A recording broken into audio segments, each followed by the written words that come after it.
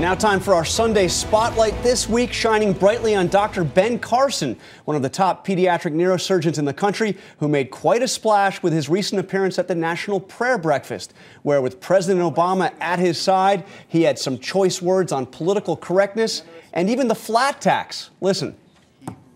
We've reached a point where people are afraid to actually talk about what they want to say because somebody might be offended.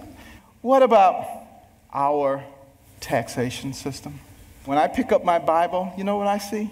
I see the fairest individual in the universe, God, and he's given us a system. It's called tithe.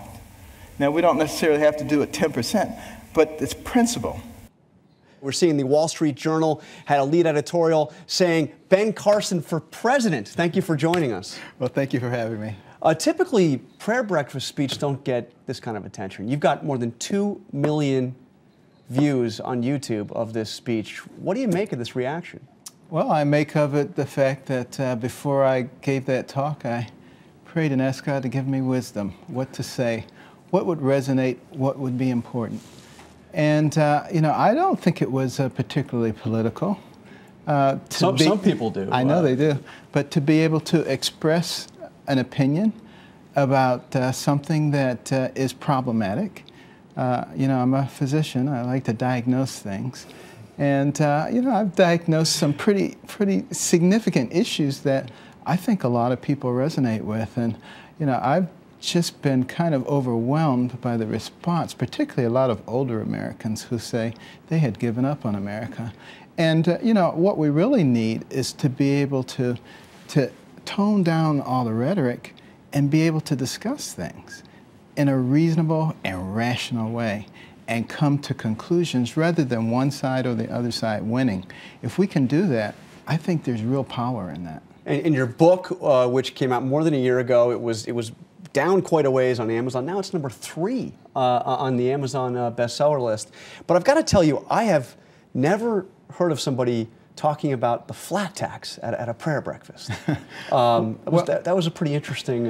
Well, you know, I prefer to refer to it as the proportional tax, because, of course, you know, it comes from the concept of tithing.